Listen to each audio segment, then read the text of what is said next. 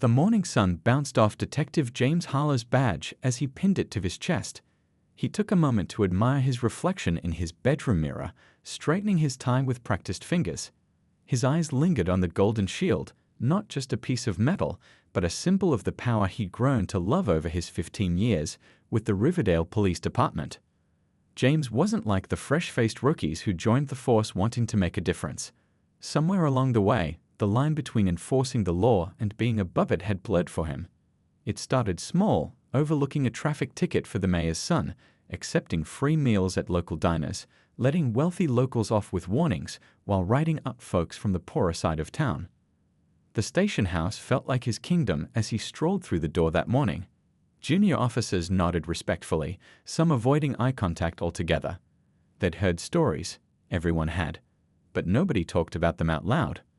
"Morning, detective," called out Officer Lou from the front desk. "Coffee's fresh." James nodded and grabbed a mug with Riverdale's finest printed on it. The irony never occurred to him. In his small office, a stack of case files waited. He flipped through them lazily, knowing he could choose which ones deserved his attention. The drug dealer whose case could be stretched out for months, ensuring overtime pay. The businessman caught driving drunk who would be very grateful for some paperwork to mysteriously disappear. His phone rang. It was Judge Wilson. "Got that witness statement for the Thompson case?" the judge asked without bothering with hello. "Working on it," James replied, though he hadn't started. "Might need some creative adjustments." The judge chuckled. "Just make sure it sticks. Don't need another embarrassment in my courtroom." That was how things worked in Riverdale. The judge needed convictions to look tough on crime for his re-election. The police chief needed arrest statistics to secure budget increases. And James? He needed everyone to believe he was the one making it all happen. Last month, a young man had filed a complaint against him, excessive force during an arrest. James had laughed when the chief mentioned it over drinks. "Kid's got a record anyway," the chief had said, dropping the complaint form into his desk drawer. "Who's going to believe him over you?" That afternoon, James parked his unmarked car on Cedar Street, watching the front of a small convenience store. The owner, Mr. Patel, had once refused to offer him the same police discount other shops did. 3 shoplifting investigations later, Mr. Patel had learned his lesson. James stepped inside, and the store owner's smile faltered.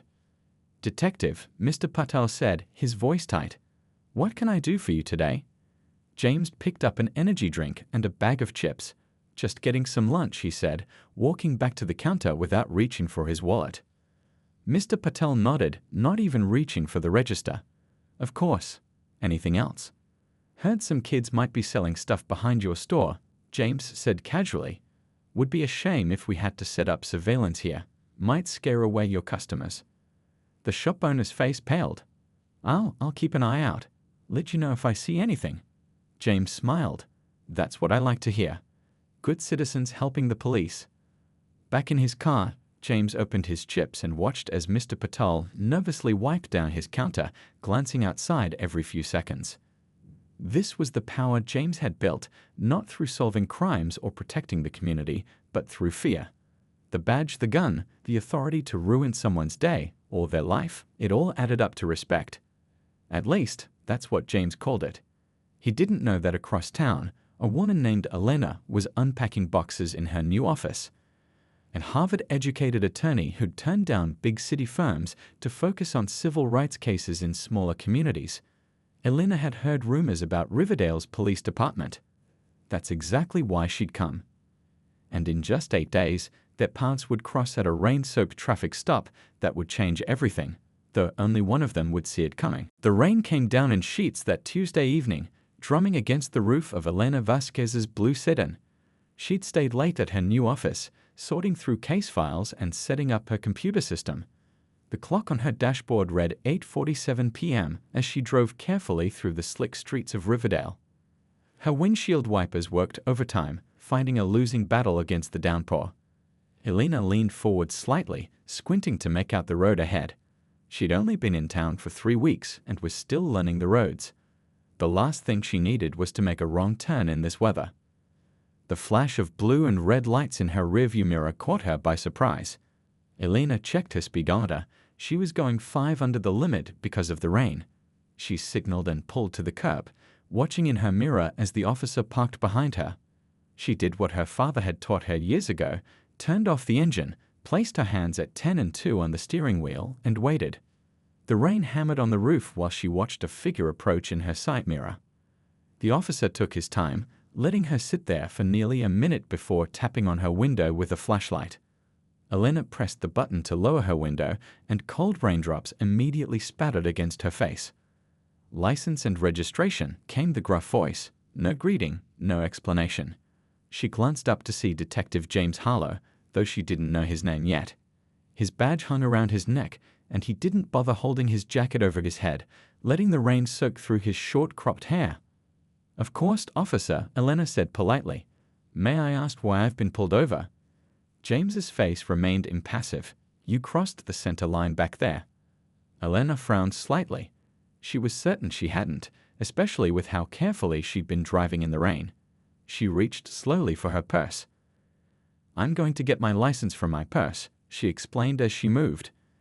"Just hurry it up," he said, shining his flashlight directly into her car, sweeping it across the passenger seat and back area before settling it uncomfortably on her face. Elena handed over her license and reached for the glove compartment to get her registration. As she did, she noticed James studying her license with unusual interest. "You're not from around here," he said. It wasn't a question. "I moved here 3 weeks ago. I'm an attorney. I've opened an office on Maple Street." Something flickered across his face. Surprise, maybe annoyance. "An attorney, huh? What kind?" "Civil rights," Elena replied simply, handing him her registration. The rain continued to pour into her car through the open window. James made no move to speed things up or to step back to let her close it.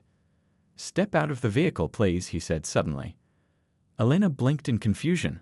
"I'm sorry." "I said step out. I smell alcohol." Elena felt a chill that had nothing to do with the rain. "Officer, I haven't been drinking. I've been at my office working all evening."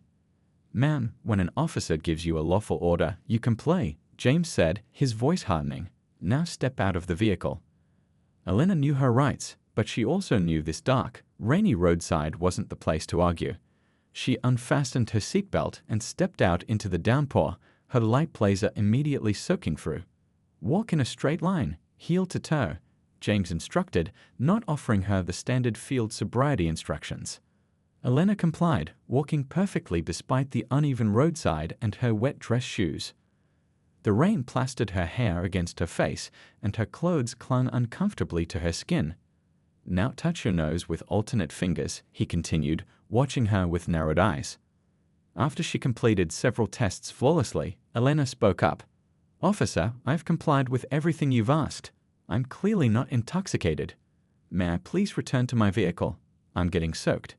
James ignored her question. "Where were you coming from again?" "My office, as I mentioned." "And before that? Maybe a restaurant? Bar?" "No," Elena said firmly. "I brought lunch from home."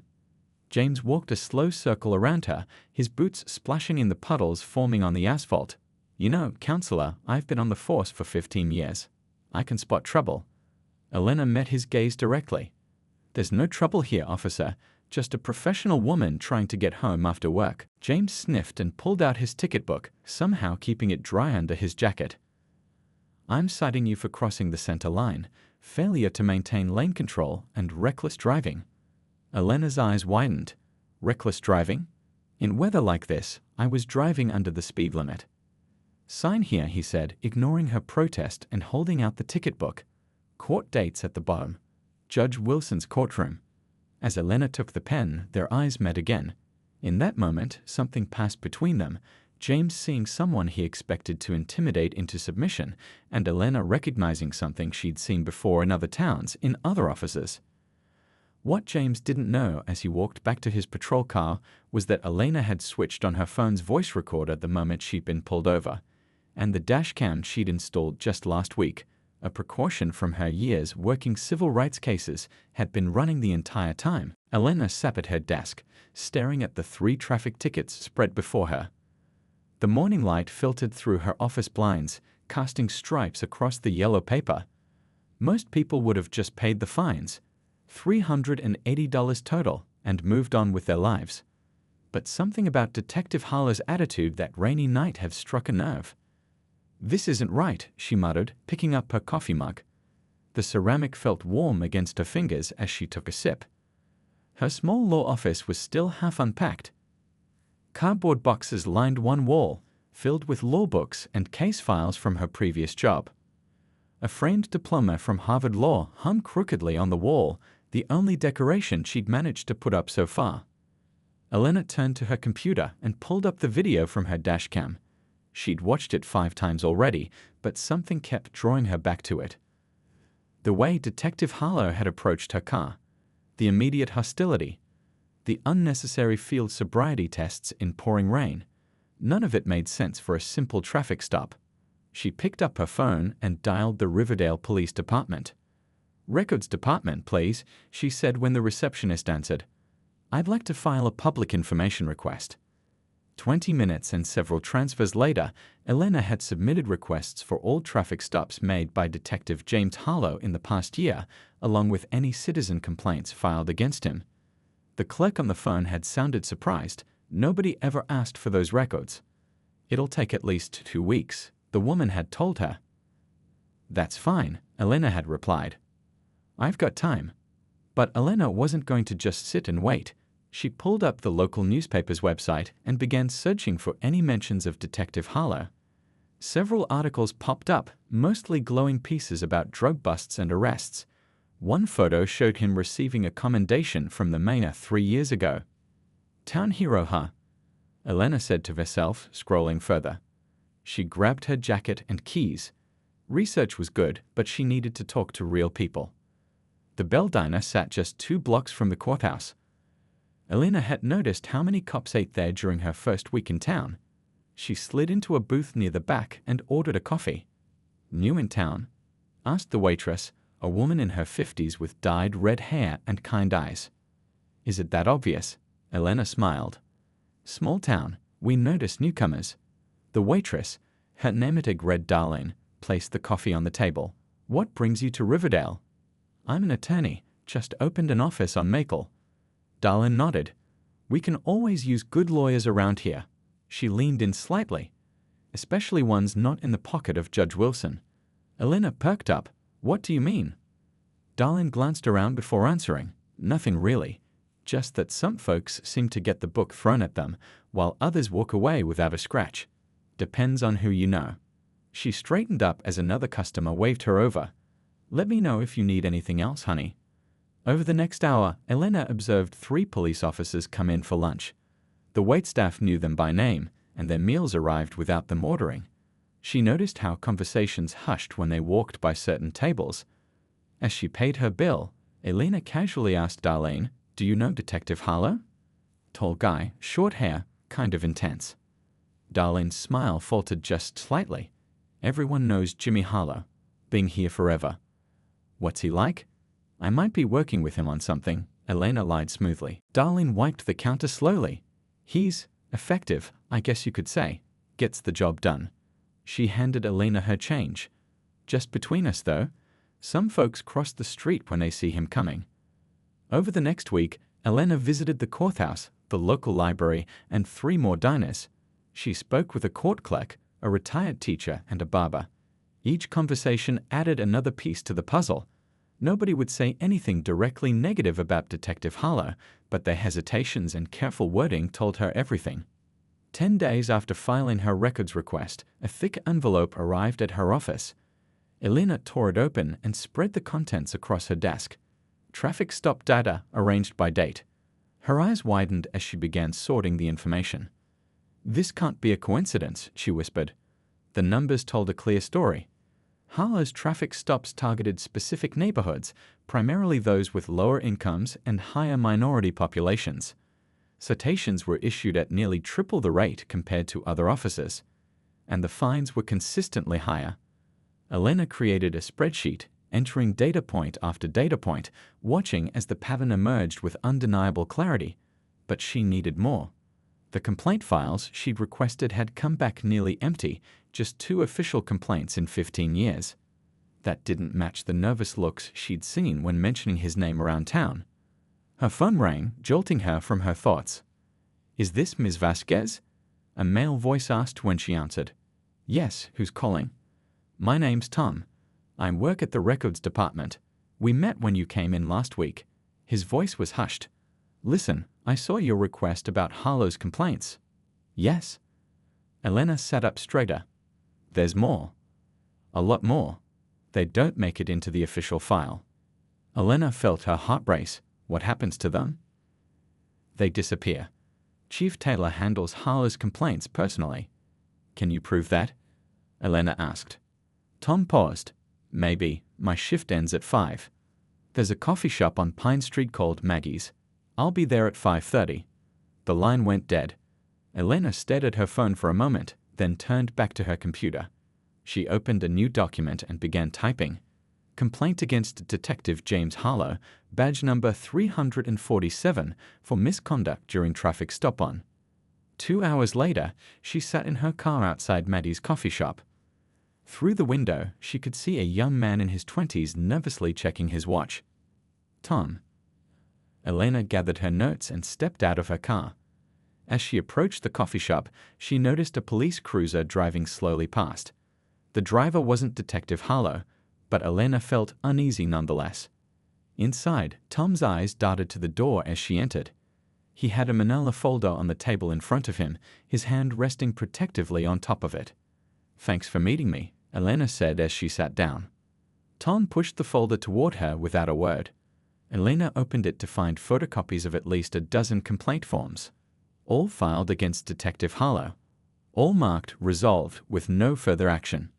"How did you get these?" she asked quietly. "I make copies of everything now," Tom said, voice barely above a whisper. "Ever since my brother's run-in with Harlow last year." As Elena flipped through the pages, she realized she wasn't just building a defense for her traffic tickets anymore. She was uncovering something much bigger, a pattern of abuse protected by the very system designed to prevent it. "I have court next week," she told Tom, "but this isn't ending there." Tom nodded, then stood up to leave. "Be careful. Harlow has friends everywhere." Elena watched him go, then looked down at the documents in front of her. Her court date with Detective Harlow was just the beginning. She had no idea that when they next faced each other, it would change both their lives forever. The Riverdale County Courthouse stood like an old stone giant in the center of town. Its weathered steps had seen generations of townspeople climb them, some seeking justice, others trying to escape it. Today, Elena Vasquez climbed those steps with purpose, a heavy leather briefcase swinging in her right hand. It was 8:32 a.m. and hearing wasn't until 9 o'clock, but Elena believed in being early. The security guard at the metal detector nodded at her. By now, he recognized the new attorney in town. "Traffic court today?" he asked, passing her bag through the scanner. "Something like that," Elena replied with a small smile. She found courtroom number 3 and slipped inside. It was nearly empty, just a clerk arranging papers at the front and an elderly couple sitting nervously in the back row. Elena chose a seat in the middle and began arranging her files. By 8:55, the room had filled considerably. Men and women of all ages, most looking worried or resigned, filled the benches. Many clutched traffic tickets similar to Elena's.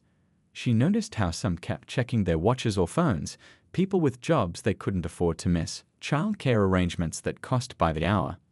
At precisely 9 o'clock, a side door opened and Detective James Harlow strode in. He wore his dress uniform today, pressed and polished, with his badge gleaming on his chest. He carried himself like he owned the room, nodding to the clerk and taking his seat at the prosecution table without glancing at the citizens he'd cited. Elena watched him carefully. He didn't look nervous or even particularly interested. This was routine for him: show up, give testimony, collect convictions. She wondered how many times he played this exact role, and how many people had simply paid their fines rather than challenge him. "All rise for the Honorable Judge Wilson," called the bailiff. Everyone stood as the judge entered, a thin man in his 60s with wire-rimmed glasses and a permanent frown. His black robe billowed slightly as he took his seat and gestured for everyone else to sit.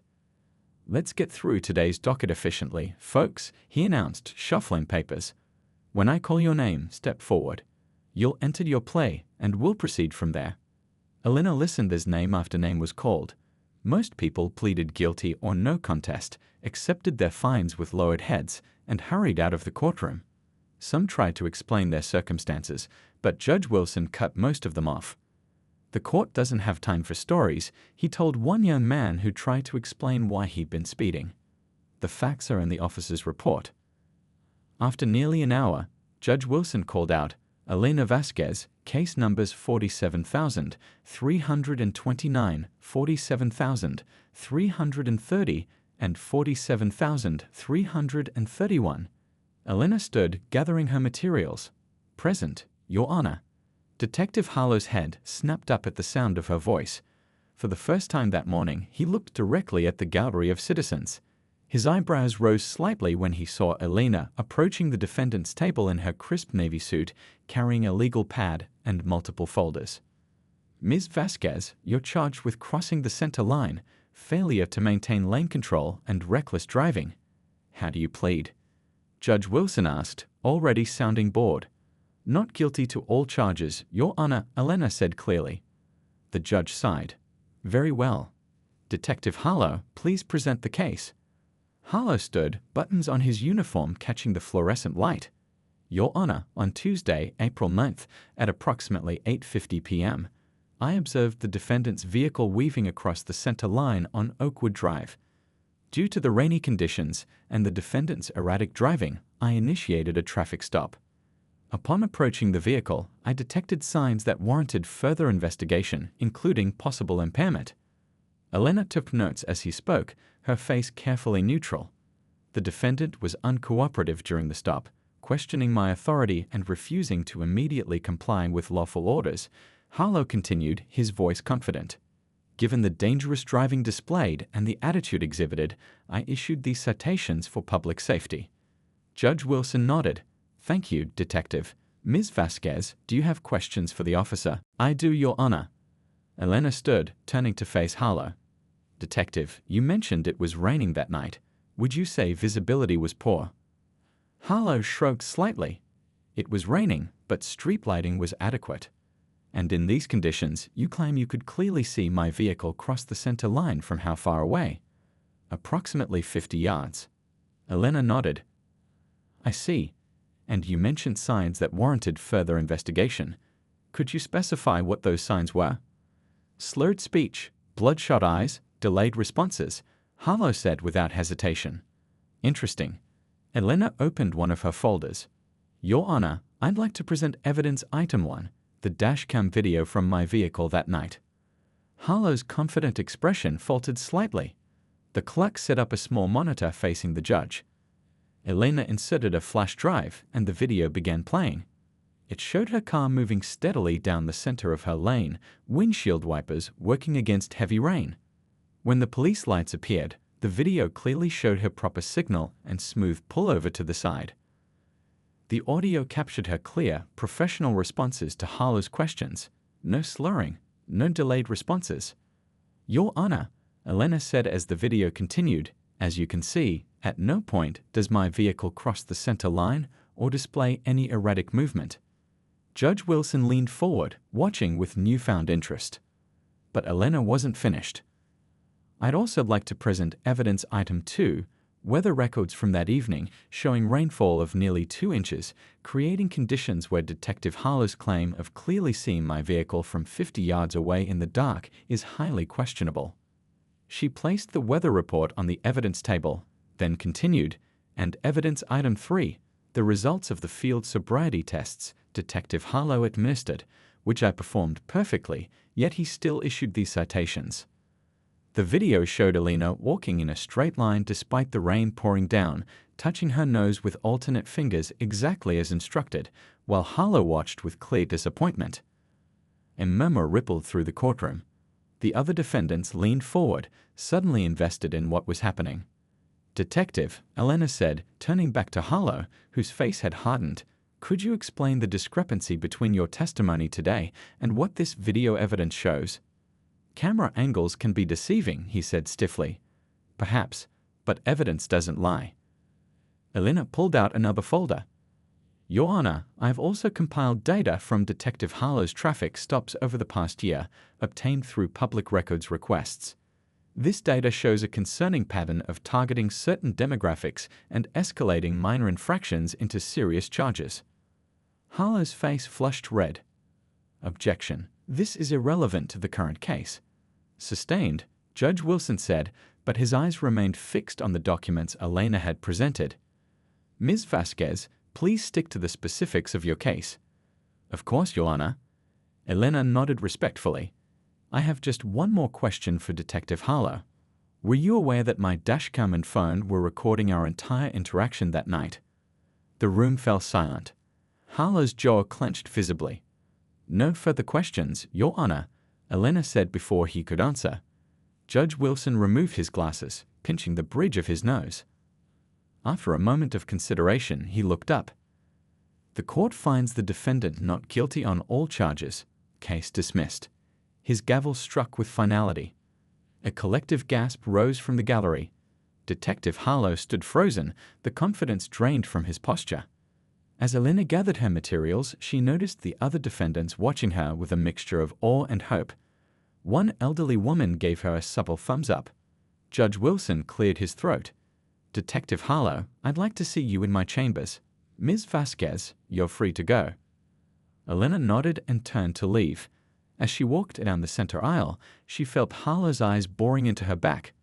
What she'd done today wasn't just about winning her case. It was about exposing a truth that had been hidden for too long. Outside on the courthouse steps, the sun felt especially warm on her face. Her phone buzzed in her pocket, a text from Tom at the records department. How did it go? Elena typed back a simple reply, Phase 1 complete.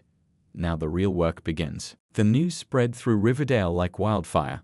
By noon, the courthouse steps had become an impromptu meeting place. People gathered in small groups, voices hushed but excited, sharing what they'd heard about the morning's events. The new lawyer in town had stood up to Detective Harlow and won. Elena sat in her office, phone pressed to her ear. The call had been going for nearly 20 minutes. I understand your concerns, Chief Taylor, she said, keeping her voice level. But the evidence speaks for itself. This isn't about one traffic stop. This is about a pattern of behavior that's been overlooked for years. On the other end of the line, Police Chief Robert Taylor's voice grew louder. Elena held the phone slightly away from her ear. You've made your point, Ms. Vasquez. You beat a few traffic tickets. Congratulations. But dragging an officer's reputation through the mud based on some cherry-picked data, that crosses a line. Elena took a deep breath. With respect, sir, I haven't gone public with anything yet. I'm coming to you first, following proper channels. I have documentation of 17 incidents in the past year alone where Detective Harlow's reports don't match witness statements or evidence. That's not cherry-picking. That's a problem. The silence that followed told Elena she hit a nerve. I'd like to schedule a meeting with you this week, she continued, just to discuss these findings professionally. Fine, Chief Taylor finally said. Thursday, 9 a.m. But I'm telling you now, we stand behind our officers in this department. After hanging up, Elena leaned back in her chair. The victory in court had felt good. Seeing the look on Harlow's face when the judge dismissed her case was something she wouldn't forget. But that was just the beginning. Her office door opened, and Darlin from the diner poked her head in. Got a minute? The waitress asked. Of course, Elena gestured to the chair across from her desk. Everything okay? Darlin closed the door behind her and sat down, hands fidgeting in her lap. I heard what happened in court today. Word travels fast around here. Elena nodded. Small towns.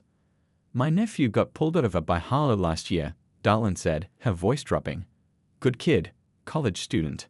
Harlow claimed he found drugs in the car, but they weren't my nephew's. He swore up and down someone must have planted them. Elena leaned forward. What happened? Judge Wilson gave him 6 months. Lost his scholarship. Darlene's eyes watered. His life got derailed over something he didn't do. I'm so sorry, Elena said softly. There's more like us, Darlene continued. People Harlow's hurt. We just never thought anyone would believe us over him. By Wednesday afternoon, Elena's waiting room was full. a young mother whose babysitting business had been shut down after Harlow cited her for violations that mysteriously disappeared when a councilman's wife opened a competing service. A gas station owner who'd refused to give free coffee to officers then suddenly faced weekly routine inspections. A high school teacher who'd given Harlow's son a failing grade only to find herself pulled over 5 times in 1 month. Elena documented each story, cross-referencing details, finding patterns. The picture it painted was worse than she'd initially thought. This wasn't just one bad officer. This was systemic. Thursday morning arrived with a late spring drizzle. Elena parked her car in the police station lot, noting how officers eyed her through the windows as she approached the building. Inside, the desk sergeant barely looked at her. "I'm here to see Chief Taylor," she said.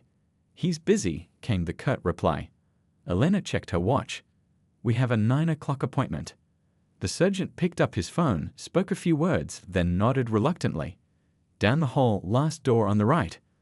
The walk through the station felt like running a gauntlet. Officers fell silent as she passed, some turning their backs. Others stared openly, hostility clear in their expressions. Detective Harlow was nowhere to be seen. Chief Taylor's office was large but plain, just a desk, some filing cabinets, and walls covered in plaques and certificates. The chief himself stood by the window, his back to her. He was a bulky man in his 50s, with salt and pepper hair and shoulders that strained his uniform. "Ms. Vasquez," he said without turning around. "Have a seat." Elena sat, placing her folder on her lap. "Thank you for meeting with me." Chief Taylor turned, his face neutral as he settled into his chair. "I've known Jimmy Harlow for 20 years. Started as rookies together. He's got more commendations than any officer in this department." "I'm not questioning his ability to close cases," Elena replied. "I'm questioning his methods." The chief leaned forward. "Do you know how many drugs we've taken off the streets because of Harlow? How many dealers are behind bars? You come in here after what, a month in town? And you think you understand how things work?" "I understand the law," Elena said simply. "And I understand that no one is above it, not even decorated officers." She opened her folder and placed several documents on his desk. "These are formal complaints I'm filing against Detective Harlow. I have copies for the mayor, the district attorney, and the state police oversight committee." Chief Taylor's face darkened as he glanced at the papers. "You're making a mistake." "Am I?" Elena asked. "Because 3 more people came forward just yesterday with similar stories, and they're willing to go on record." The chief stood abruptly, pacing behind his desk. "What exactly do you want?" "An internal investigation, to start, conducted by someone outside your department to ensure impartiality. A review of all cases Harlow has been involved in over the past 5 years, and his immediate suspension pending the outcome." Chief Taylor laughed, but there was no humor in it. "You're dreaming." "Maybe," Elena conceded. "But if these complaints are ignored, my next stop is the local newspaper. After that, the state papers. I have a friend who produces segments for national news." This wasn't entirely true, but Elena kept her expression confident. "How do you think that would play out? Small-town cop terrorizes citizens while department looks the other way. Not great for tourism or re-election campaigns." The chief's expression shifted almost imperceptibly. She'd hit another nerve. "The mayor won't want to touch this," he said, but his tone had changed. "Actually, I'm meeting with her tomorrow. 9:30, right after the community breakfast where several of Harlow's victims will be sharing their stories publicly for the first time." This was a bluff. The meeting was scheduled, but the public testimonials weren't. Not yet, anyway. Chief Taylor stared at her for a long moment, then sank back into his chair. "You're really going to push this, aren't you?" "All the way," Elena confirmed. She watched as the chief picked up one of the complaints, skimming through it. His expression remained hard, but something else crept in, the first flicker of doubt. "I'll need time to review these," he finally said. "Of course, but I'll need confirmation that an investigation will be opened by the end of next week." As Elena stood to leave, Chief Taylor spoke again. "You've made some powerful enemies today, Ms. Vasquez. This town, it has ways of dealing with troublemakers." Elena met his gaze steadily. "Is that a threat, Chief?" "Just an observation," he replied. "Riverdale takes care of its own." That's exactly what I'm counting on, Elena said, because the people of this town deserve better than what they've been getting. She left the station with her head high, feeling the stares of officers following her all the way to the door. In her car, she finally allowed herself to exhale fully. Her hands trembled slightly as she started the engine. Her phone buzzed with a text from Tom. "Watch your back. Word is Harlow's furious." Elena pulled away from the station, checking her rearview mirror more than usual. The wall of silence that had protected Harlow for years had begun to crack. But the most dangerous animal was always a wounded one. Elena double-checked the locks on her apartment door before settling onto her couch with a cup of tea. The evening news played on her TV, but her mind was elsewhere, reviewing the events of the past 3 days. The meeting with Mayor Gloria Chen had gone better than expected.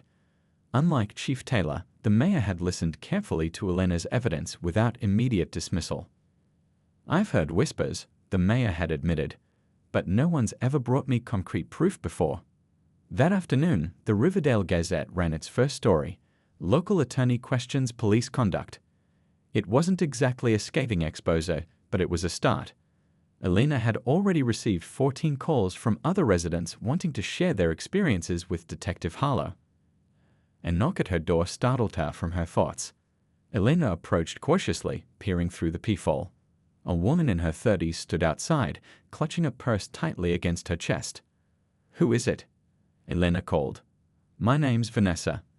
I work at the county clerk's office." The woman glanced nervously over her shoulder. "I have something you should see." Elena opened the door but kept the chain on. "It's a bit late for a visit." "I couldn't come during work hours," Vanessa explained. "Please, this is important." Against her better judgment, Elena let her in. Vanessa sat stiffly on the edge of a chair, refusing tea or water. "I process court payments," she began without preamble. "Fines, bail postings, that sort of thing." She pulled a folder from her purse. "Last year, I noticed something odd. Certain cases, ones where Detective Harlow was the arresting officer, sometimes the money disappears." Elena leaned forward. "What do you mean, disappears?" "Someone pays a fine of $500, but only $300 gets recorded in the system. Or bail is set at $2,000, but only $1,500 makes it to the county account." Vanessa passed over the folder. "I started keeping my own records. It's not just a few dollars here and there. We're talking about thousands every month." Elena flipped through the pages of meticulously documented discrepancies. Each one was linked to a case number where Harlow was involved. "Have you shown this to anyone else?" Vanessa shook her head. "I tried telling my supervisor once. Next day, I got pulled over by Harlow on my way to work. He said he'd been hearing things about me. That maybe I should focus on my own job and not worry about other departments." She wrapped her arms around herself. "I got the message." After Vanessa left, Elena stayed up late adding this new information to her growing case file. Financial misconduct took this beyond professional ethics violations. This was criminal territory. The next morning, her phone rang. It was Tom from the records department. "You need to come down to the station," he said, his voice tight. "Now." "What's happening?" "Internal Affairs showed up this morning. They're pulling files. Chief Taylor's been locked in his office with them for hours." Elena arrived at the police station 30 minutes later. The atmosphere was electric. Officers huddled in small groups, conversations stopping when she walked by. Through the glass walls of a conference room, she could see men and women in suits examining documents. Chief Taylor emerged from his office, face grim. He spotted Elena in the lobby and headed straight for her. "You've opened Pandora's box," he said quietly. "State police are taking over the investigation. They're bringing in their own people." Elena maintained her composure. "That's good news. An impartial investigation is all I've asked for." The chief's laugh was bitter. "Be careful what you wish for, counselor. These investigators don't care who gets caught in the crossfire." Later that day, Elena received a call from a reporter at the state's largest newspaper. Word had spread beyond Riverdale. "We're running a story on police corruption in small towns," the reporter explained. "Your name came up. Care to comment?" By the weekend, 3 news vans were parked outside the Riverdale police station. The mayor called an emergency town meeting. Elena sat in the back row, watching as concerned citizens lined up at the microphone. My son spent 3 months in jail because Detective Harlow said he had drugs in his car, one woman testified, voice shaking. We couldn't afford a good lawyer to fight it. A business owner described how Harlow had demanded free services in exchange for overlooking supposed code violations. A retired teacher recounted how evidence had mysteriously disappeared when her nephew was arrested. One by one, the stories poured out, years of fear and silence finally breaking. Detective Harlow was conspicuously absent from the meeting. According to Tom, he'd been placed on administrative leave pending the investigation. The following Tuesday, Elena was working late when her office door flew open. Detective Harlow stood in the doorway, out of uniform, eyes bloodshot. "You happy now?" he growled, stepping inside and closing the door behind him. "You've destroyed everything." Elena reached slowly for her phone. "I think you should leave, Detective." "It's just Mr. now," he said with a harsh laugh. "They took my badge this morning. 15 years on the force, and they treat me like a criminal." "From what I've seen, that's exactly what you are," Elena replied, trying to keep her voice steady despite her racing heart. Harlow moved closer, leaning over her desk. "You think you know everything. You don't know how this town works. Sometimes the rules need bending to get results." "Bending the rules is one thing," Elena said. "Taking bribes, planting evidence, intimidating witnesses, that's criminal conduct." "You've got nothing," he snapped. Elena stood, refusing to be intimidated. "The state police disagree. They've been tracking unusual deposits into your offshore account. Did you think they wouldn't find it? Or the property you bought in your brother's name? Or the witnesses who are suddenly remembering how that evidence was handled?" The color drained from Harlow's face. "Who told you about?" "People talk when they're no longer afraid," Elena cut him off. "And right now, a lot of people are talking." Harlow's posture changed, the aggression melting into something more desperate. "Look, we could work something out. I know things about people in this town, important people. Information worth a lot to the right attorney." "Are you trying to bribe me now?" Elena asked incredulously. "I'm offering you an opportunity," he insisted. Together, we cooled. The door opened again, and 2 uniformed state police officers stepped in. "James Harlow?" one asked. "We have a warrant for your arrest." Harlow's shoulders slumped as they read him his rights. The officer explained the charges: evidence tampering, witness intimidation, financial fraud, civil rights violations. As they led him out in handcuffs, Harlow looked back at Elena one last time. "This isn't over," he said quietly. Elena watched through her office window as they placed him in the back of a police car. Across the street, a news camera captured it all. That night, the story led the state news broadcast: Riverdale detective arrested on multiple felony charges. Elena's phone buzzed with text messages from friends, colleagues, and clients. But the message that caught her attention came from Vanessa at the county clerk's office. "Check tomorrow's court docket. Judge Wilson's suddenly taking a leave of absence. This goes higher than just Harlow." Elena set down her phone and stared out her apartment window at the quiet town below. Harlow's arrest wasn't the end. It was just the beginning of unraveling a system that had failed the people it was meant to protect. And somewhere in that system, others were now watching her, wondering what she might discover next. 6 months had passed since Detective Harlow's arrest. The leaves had changed color, fallen, and given way to the first light dusting of winter snow in Riverdale. Elena pulled her coat tighter as she climbed the courthouse steps, nodding to familiar faces along the way. Today wasn't just any day, it was the final day of Harlow's trial. The courthouse was packed. What had started as a local story had grown into something much larger. Reporters from national outlets lined the back wall. Families who had been affected by Harlow's misconduct filled the first several rows. Elena found her seat next to Darlin from the diner, whose nephew's case was among dozens being reviewed for potential overturning. "Nervous?" Darlin whispered. Elena nodded slightly. Despite the mountain of evidence, despite the dozens of witnesses, despite even Harlow's own bank records that showed unexplained deposits totaling over $200,000, a part of her still worried. The system had protected him for 15 years. Old habits died hard. The door from the holding area opened, and officers led Harlow in. He'd lost weight in jail.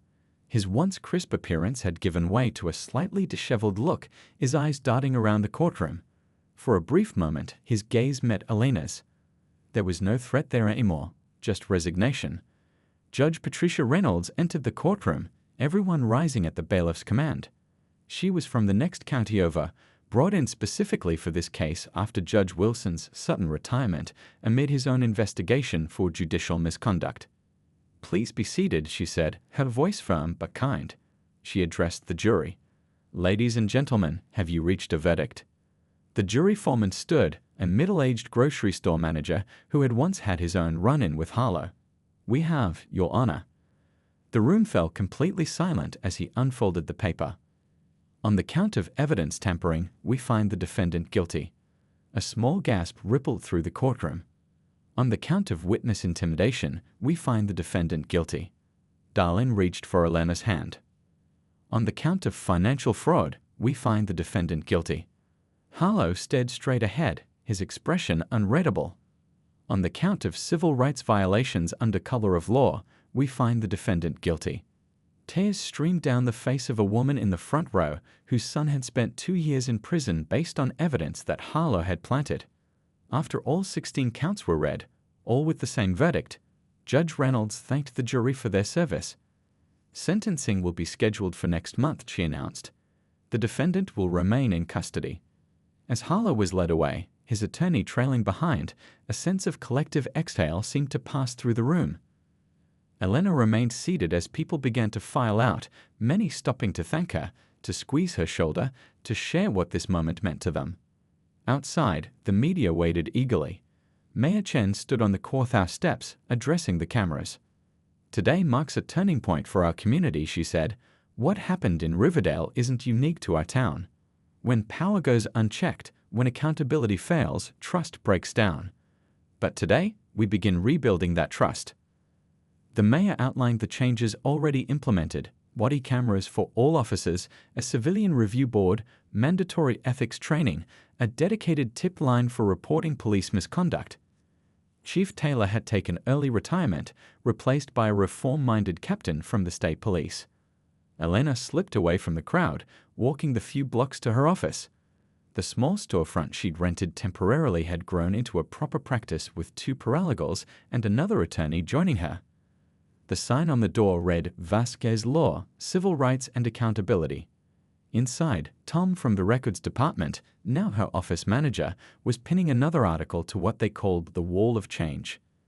News clippings, thank you cards, photos of families reunited after wrongful convictions had been overturned. "Big day," he said with a smile. "Just the beginning," Elena replied, setting down her briefcase.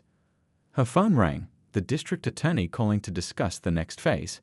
The investigation had expanded beyond Harlow to include the former judge, 2 prosecutors, and several businessmen who had benefited from the corruption. Each new thread pulled revealed more connections. After the call, Elena stood by her office window, watching the townspeople go about their day. Some things looked the same. The coffee shop still had its morning rush. The high school football team still practiced on the field visible in the distance. But something fundamental had shifted. That evening, Elena joined a community meeting at the local library.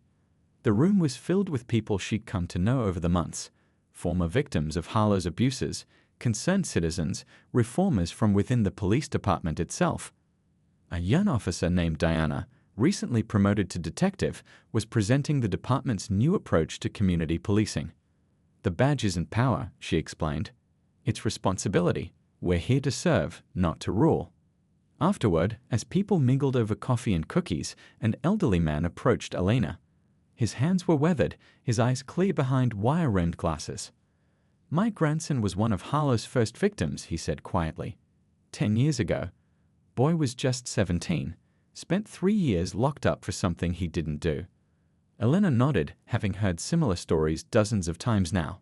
"He's out now," the man continued. "Got his record cleared thanks to your work. Started community college this fall." His voice cracked slightly. "He wants to become a lawyer, like you." Elena felt her own eyes growing moist. "Tell him to come see me. We're starting an internship program next summer."